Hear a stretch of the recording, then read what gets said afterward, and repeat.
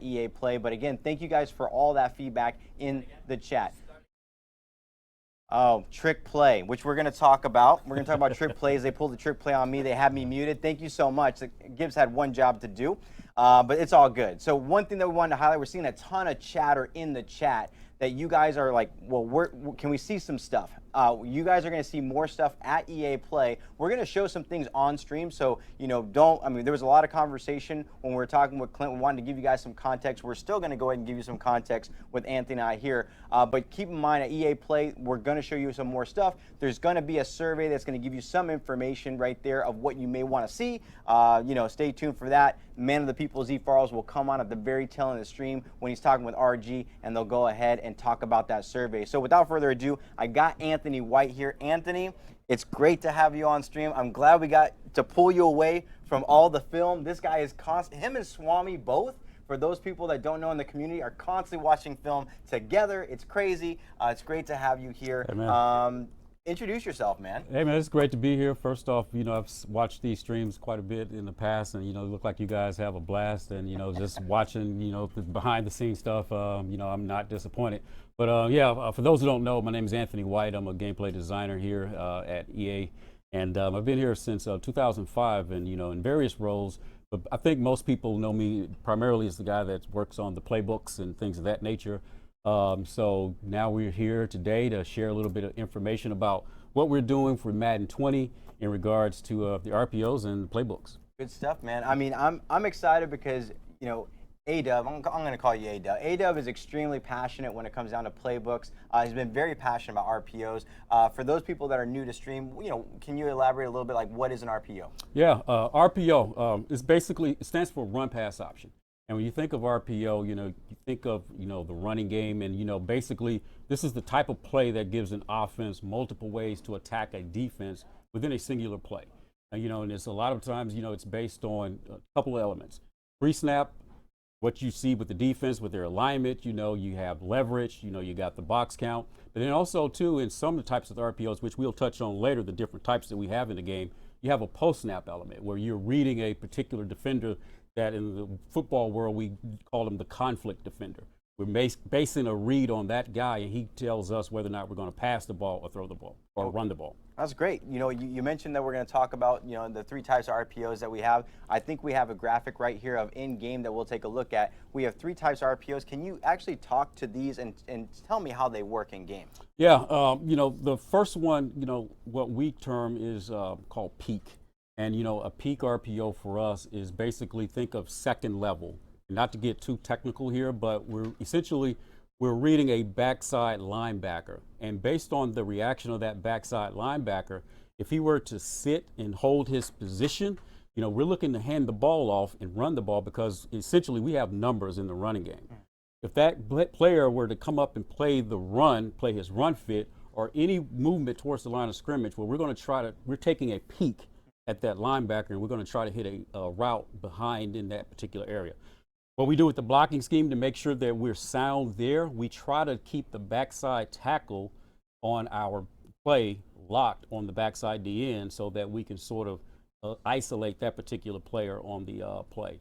So that's the one that we really like to think about in terms of the NFL. That's what most teams tend to run. Got it. Okay. And I know we have a couple of others here as well. We have the read and alert. Can we walk through those? Yeah, the read RPO, think old school triple option. That's essentially what it is. For a lot of you out there that are watching this stream, you've probably played our NCAA football game back in the day, and even in Madden now, we have read and triple option plays in the game. Well, what the read RPO is, it's all those same elements, except essentially we're replacing the pitch element with a pass. So we have the read where we're reading a first level defensive end, where we can give it to the back or we can keep it with the quarterback. But then we have the pitch element where we're reading a pitch defender, what we call a pass key guy, where we can either throw the bubble screen, and in some of these plays we have in the game, we throw a flanker screen outside. So that's a version of the RPO that I actually really enjoy that one a lot because, you have all kinds of different ways that you can attack a defense. And the other thing I need to point out about the read RPO, you can probably notice on some of the diagrams that we have an alert away from where the triple option is going. So at any point, pre-snap leverage, you can throw that route right now. So if the defense is giving you something right now, and okay, you don't have to go through the read. I'm just going to go, bam, get the ball out. Okay. And the offensive line in the back, they will still carry out their assignments as if they're going through the run play. Okay. Well, talking about RPOs, how many RPOs are we going to have in game this year, and where can you find these actually in Madden 20? Yeah, at the moment right now, we have well over 200 different types of RPO plays in the game. And, you know, and we'll talk about a little later what we plan on doing post-launch, but we're going to obviously grow that number. The easiest way to find these is when you're at the play call, you go play call by concept, and you'll go to option, and then under play call by concept option, you'll see RPO peak, RPO alert, which we'll talk about in a minute, and then RPO read. So, and then of course, it's dependent on the playbook that you use. So if you're playing with a team like, let's say, the Eagles, Colts, the Chiefs, teams like that that are heavy RPO teams, they major in that type of stuff. Watch a lot of films on those teams. They have a lot of RPOs in their playbooks. But if you're looking at a team like the Rams or the Patriots, those teams were based on the stats that we have. They really didn't do a lot of that, but they do have a few in their playbooks. So it's dependent on the playbook that you have and, of course, the style of play that you incorporate. Great. Now, so regarding RPOs, like we talked a little bit about how to do them. Can you elaborate a little bit more on how they are done kind of in game? Yeah, so the different types of RPOs that we have in game, you know, we talked about the peaks and the reads. Well, those, for most of you, will work similar to the current options that we have in the game in terms of the triple options, read options. So the peak RPO, that's basically, you know, think the read option that we have in the game right now where you're reading that backside in and you have to hold A if you want to give the ball to the back.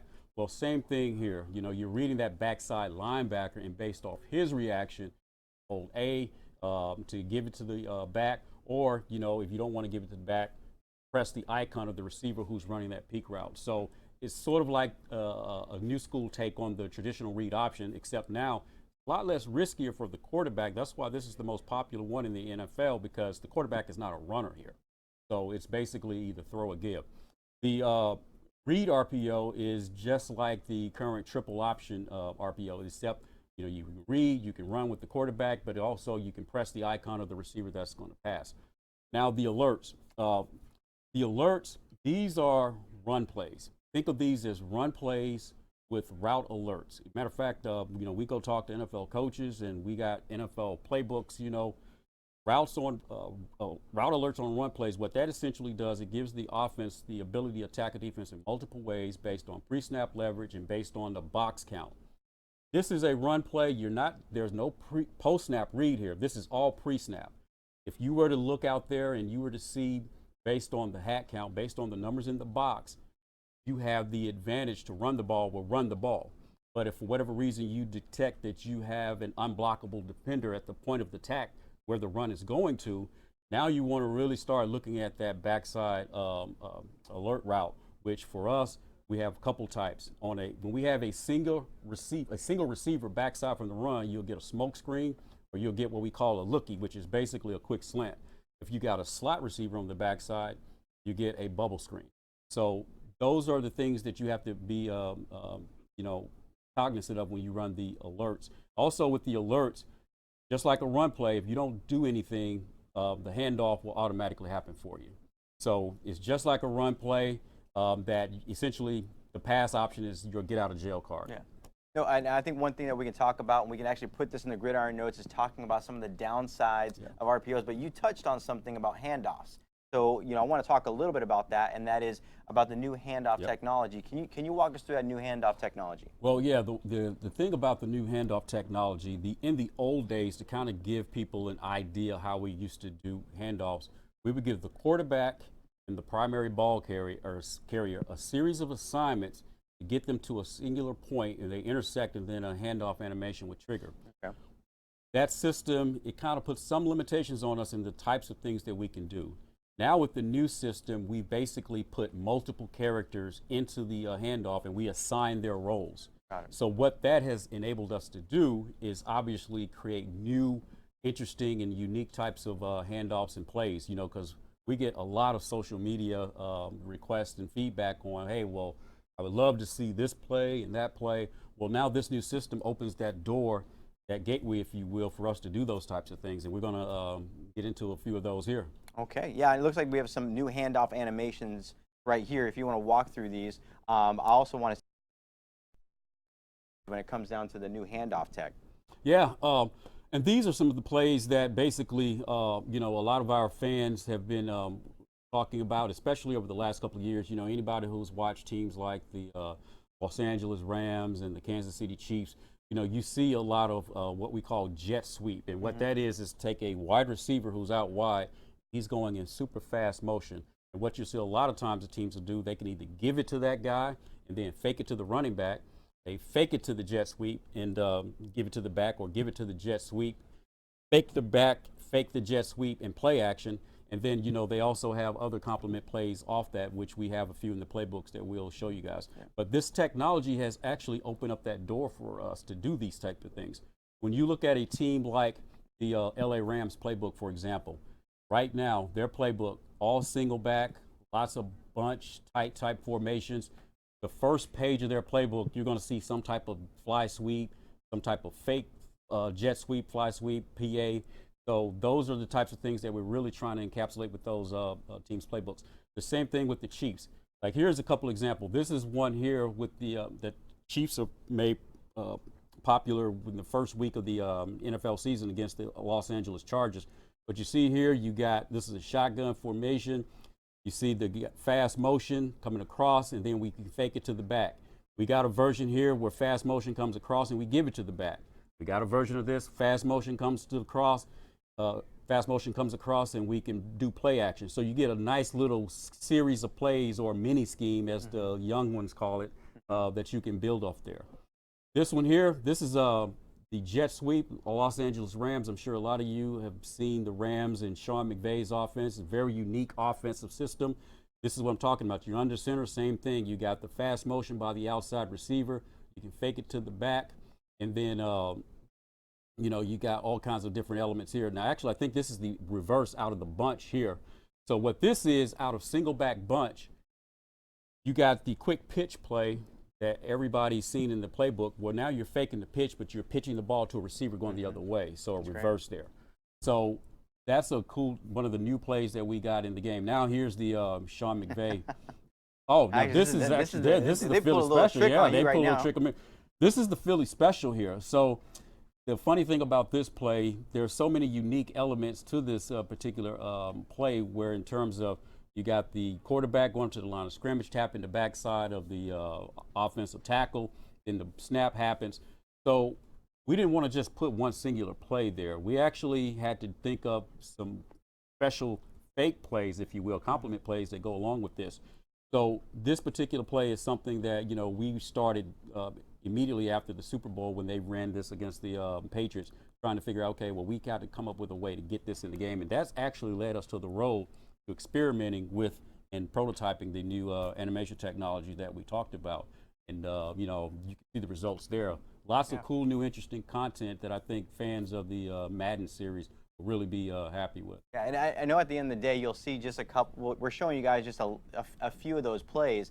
Mind you, there's over 200 RPOs, right? I mean, it's pretty extensive. Yeah, we have a pretty extensive list.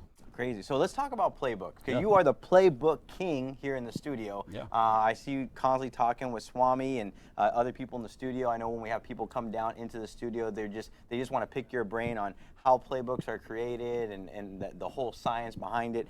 I know we have some unique passing plays, you know, in these playbooks for Madden 20. You want to talk a little bit about that? Yeah, we definitely try to make a concerted effort, if you will, to sort of update and modernize the passing game in terms of what we're doing with our playbooks. You know, a lot of that revolves around some more additional option routes, obviously some team-specific concepts, things that we try to get to. Like, for example, everybody, well, a lot of people have been asking me about the Arizona Cardinals. You know, Cliff Kingsbury coming in from Texas Tech. Well, people want to know, well, we see air raid type of offense. So yes, you will see an air raid offense with a lot of those staple plays in there in the Arizona playbook, and that's unique to them. You know, no other team will have that. Then when you look at the Baltimore Ravens playbook, that's another one that I get a lot of questions about on social media. Yeah.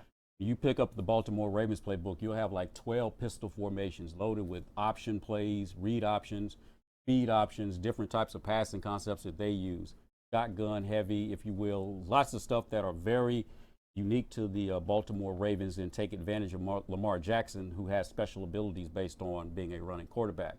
Then if you take a look at a team like the Rams we touched on earlier, with all the under center single back, and trust me, I get a lot of questions about the Rams not using I formation, two backs. Trust me, we're fully aware of it. Last year, the year before, in 2017, they actually did use some of those formations. So that's why it was in their playbook. This year, though, none of that. So it's all out, it's all single back. Yes. Yes. Yeah. A-Dub is listening, and I think that's a great thing that, as you guys are listening, of course, there has to be a way to, update playbooks. Yeah. Can we talk a little bit about that and how it's happening at Madden 20? That's a nice segue into what we want to talk about here. We recognize that a lot of teams, they evolve from what they do from year to year. So traditionally we base the playbooks off what they've done the previous year, but now this year, we're looking to really up the cadence, if you will, on the number of playbook updates we do post-launch.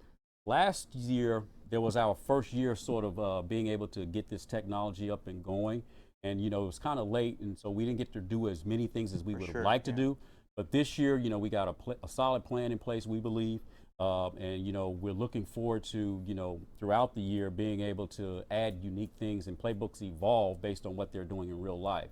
So that's one of our really, really big focus goals, sort of transition a little part of the Madden development process into that live services, or, the live services model. That's a big initiative. Yeah, that's great. I think at the end of the day, one of the big things we want to do is make sure to kind of stay up to date, fluent with kind of what's going out there, and make sure that that's reflective in the game, because one of the big things this year, just like with Superstar X Factor, is bringing a level of authenticity into the game. And again, these things are really based on things that these players can do, is also bringing that level of authenticity throughout the season as we kind of create these moments for our players like you.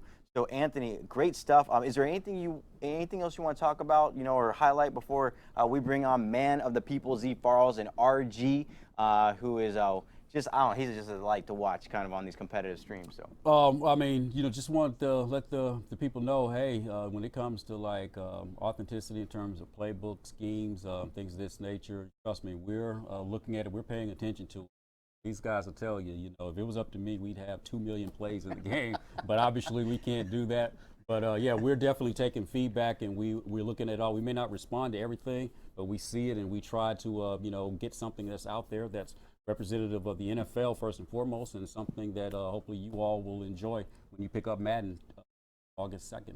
It's great stuff. Well, again, A-Dub, thank you so much for coming out. You are a natural. You are a pro. I think we're going to do a deep dive with this guy, like on a podcast, so that maybe we do like a 4-hour. I'm just kidding. Maybe we do like a 2-hour podcast. Anthony has a lot of knowledge when it comes down to playbooks and everything like that. I know a lot of people really love digging into that, so we'll make sure to make that happen. But right now, we're going to go ahead and bring on Z Farls and RG Madden, talk about legacy fixes to Madden 20 from what you guys have seen out there. They're going to talk a little bit about some of the improvements coming to Madden 20, so stay tuned. That's all, folks.